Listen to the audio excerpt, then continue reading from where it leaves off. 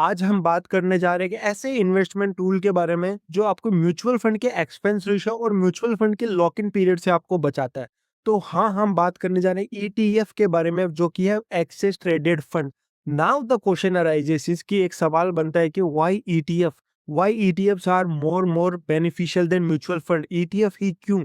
देखो गाइस, मोटा मोटी ETF and mutual fund are similar investment tool. दोनों में बंच ऑफ स्टॉक्स होते हैं basically. Mutual fund charges high expense ratio as compare to ETFs. ETFs में एक्सपेंस रेशियो बहुत ही कम होता है, बहुत ही माइन्यूट से होता है as compare to mutual fund.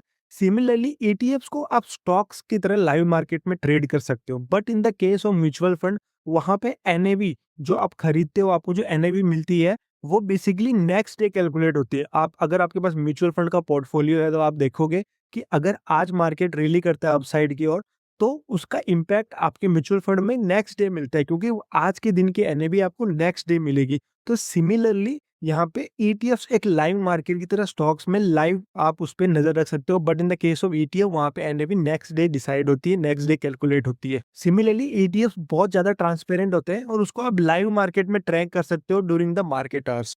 आज की इस वीडियो में हम देखेंगे top 5 ETF, top 5 personal ETF जिसमें मैं इन्वेस्टमेंट करता हूँ। और अगर आप इस वीडियो में बने रहते हैं तो I will share one of the best strategy of ETF जो आपके रिटर्न को मैक्सिमाइज कर सकती है। So without wasting any time, let's switch to my top 5 ETFs. The ETF in our list is bank BeES. Guys, मैं अगर आपको कहूं कि आपको इंडियन बैंकिंग सेक्टर में आपको इन्वेस्ट करना है, तो या तो आप रैंडमली स्टॉक्स सिलेक्ट करोगे, आप एचडीएफसी बैंक को खरीदोगे, आईसीआई को, एसबीआई को, बट आप इन सारे के सारे स्टॉक के कुछ ना कुछ कंपोनेंट एक पर्टिकुलर ईटीएफ के थ्रू खरीद सकते हो।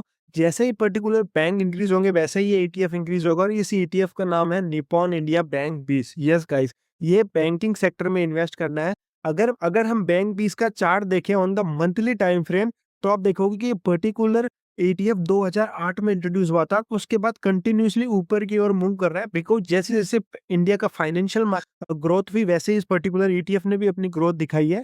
एंड अगर आप इस पर्टिकुलर चार्ट को देखोगे तो यू विल रियलाइज कि जैसे ये green line, this is the 50 moving averages, जैसे ही अपने 50 मूविंग एवरेजेस के आसपास आता है वहां से एक अच्छा खासा ऊपर की ओर बाउंस बैक करता है और अपने हायर हाइस को तोड़ते हुए अगेन एक ऑल टाइम हाई बनाता है और अगेन 50 मूविंग के आसपास आता है। तो यू कैन सी कि इन्वेस्टमेंट इस पर्टिकुलर ईटीएफ में आप तब कर सकते हो जब ये पर्टिकुलर ईटीएफ 50 मूविंग एवरेजेस के आसपास हो। जब से ये पर्टिकुलर ईटीएफ इंट्रोड्यूस हुआ है 2008 से लेके अब तक 2025 तक, तो इस पर्टिकुलर ईटीएफ ने क्लोज टू 15% का सीएजीआर जनरेट करके दिया है अपने इन्वेस्टर को।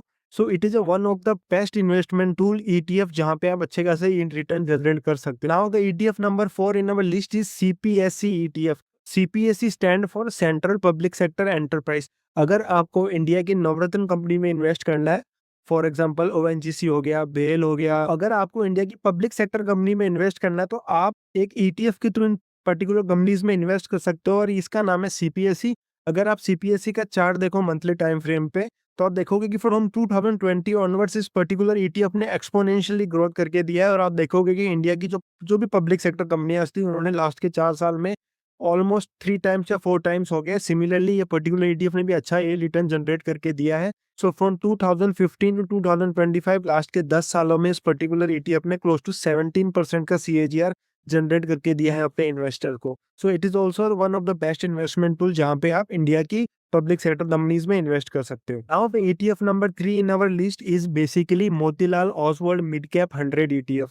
गाइस, ऑफ कोर्स निफ्टी जो रिटर्न आपको देता है उससे कुछ ना कुछ रिटर्न ज्यादा आपको मिड कैप कंपनियां देती है, तो it's better to invest on the ETF और मिड कैप कंपनीज। तो सिमिलरली मोतीलाल ओसवाल का मिड कैप 100 ईटीएफ है जहां पे मिड कैप की टॉप 100 कंपनीज के परफॉर्मेंस को ट्रैक करता है। तो सो अगर आप इस पर्टिकुलर ईटीएफ का चार्ट लिखो तो this was the corona case जहां पे इसने एक अच्छा खासा डाउनसाइड मोमेंटम दिखाया अपर। After that the particular ETF has been giving you exponentially growth and the particular ETF has been introduced in 2011 और वहां से लेके अब तक 2025 तक यानी क्लोज टू 14 ईयर्स में इस पर्टिकुलर ETF ने आपको क्लोज टू 18% का CAGR जनरेट करके दिया, which is unimaginable. Like 18% CAGR without any expense ratio. Like mutual fund अगर आपको 18% रिटर्न करके दे रहा है तो वहां पे अच्छा खासा एक्सपेंस रेशियो, बट ETF में ऐसा कुछ भी नहीं है।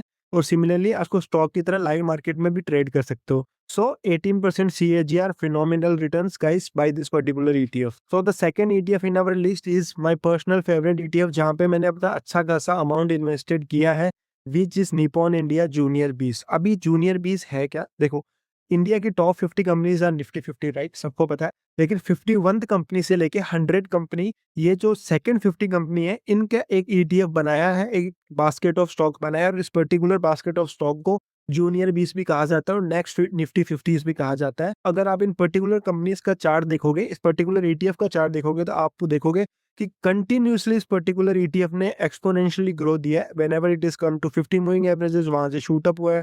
Again market has continuously moving up trend में जा रहा है, हाई राइज बनाते हुए, राइट। आप अच्छा खासा इन्वेस्ट करके आप अच्छा खासा अमाउंट को ग्रो कर सकते हो। एंड मैं अगर CAGR की बात करूं तो this particular ETF has been introduced in 1000 mid 2007 2008, और वहां से लेके 2025 क्लोज टू 18 ईयर्स में इस पर्टिकुलर ETF ने क्लोज टू 19% का CAGR अर्न करके दिया है। स्पेशली लास्ट के 4 ईयर में क्लोज टू 23% का CAGR जनरेट करके दिया है। अगर मैं इसको जूम करूं तो आप देखोगे कि अ, यहाँ से 2022 से इस पर्टिकुलर निफ्टी 50 नेक्स्ट 50 इस कंपनी ने एक अच्छा खासा रिटर्न आपको अर्न करके दिया है। So one of the best ETF जहाँ पे आप इन्वेस्टमेंट कर सकते हो। देखो इस पर्टिकुलर वीडियो बनाने का यही मोटिव है कि मैं आपको बता सकूं कि ETF में इन्वेस्ट करने के क्या फायदे हैं, क्यों म्यूचुअल फंड से बेटर है ETF। मैंने आपको बहुत सारे पॉइंट बता दिए क्यों म्यूचुअल फंड हमें लाइक, ऑफ कोर्स आपके पोर्टफोलियो को डाइवर्सिफाई करना है आपको, राइट। ऐसा नहीं कि सारा का सारा ETF में डालते हो। Mutual funds are also best, but ETF और म्यूचुअल फंड में जो चार्ज कलेक्ट होता है, जो एक्सपेंस रेशियो होता है, या जो लाइव ट्रैक रिकॉर्ड होता है, वो आप ETF में ही देख सकते हो, और एक्सपेंस रेशियो बहुत ही कम होता है इन पर्टिकुलर ETFs का। सो सेकंड नंबर अपनी लिस्ट में है junior 20, which is the best ETF guys. Now the ETF number 1 in our list is Motilal Oswal Nasdaq 100।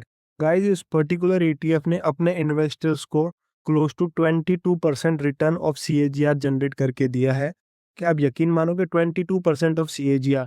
Like अगर मैं निपॉन इंडिया का म्यूचुअल फंड छोड़ दूं स्मॉल कैप, उसके अलावा कोई भी ऐसा फंड या कोई भी ऐसा एसेट क्लास नहीं है एक्सेप्ट स्टॉक जिसने इतना अच्छा खासा रिटर्न जनरेट करके दिया है कंसिस्टेंटली। और अगर आप इस पर्टिकुलर ETF का चार्ट देखोगे ना, लाइक ये इसका चार्ट है, कहीं भी ड्रॉ डाउन आपको देखने को नहीं मिलेगा। ये एक छोटा सा कोरोना क्रैश है, उसके बाद कंटिन्यूसली ये पर्टिकुलर ETF ऊपर की ओर जा रहा है।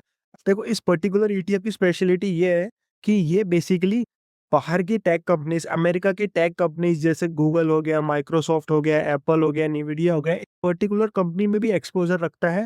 इंडियन कंपनीज में तो ऑफ कोर्स कहीं ना कहीं इन्वेस्ट कर रहा है, पर ये बाहर की US कंपनीज में जो बेसिकली जिनका बहुत बड़ा मार्केट कैप है, ट्रिलियंस में मार्केट कैप है, उन पे भी अच्छा खासा इन्वेस्टमेंट करके रखता है इस पर्टिकुलर ETF ने। अगर आप इंटरनेशनल एक्सपोजर और हाई ग्रोथ इंडस्ट्रीज में इन्वेस्ट करना चाहते हो तो ये ETF आपके लिए बेस्ट है।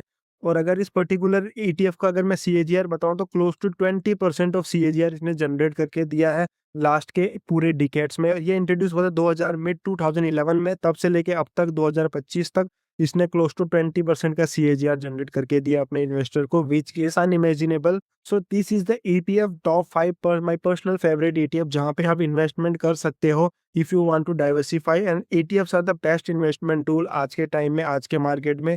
If you are hesitating to invest in the stock, because stocks में कभी भी ड्रॉ डाउन अच्छा खासा हो सकता है, कभी भी उनके रिजल्ट्स नेगेटिव आए तो अच्छा खासा ड्रॉ डाउन आपको देखने को मिलेगा। बट ETF में ऐसा नहीं होता, बिकॉज ETF के रिदम bunch of stock similar to the mutual fund. अगर एक कंपनी बेकार करेगी तो बाकी कंपनी कहीं ना कहीं उस पर्टिकुलर ETF को संभाल लेगी, जिससे एक बहुत ही कम ड्रॉ डाउन आपको देखने को मिलेगा एज कम्पेयर टू इक्विटी।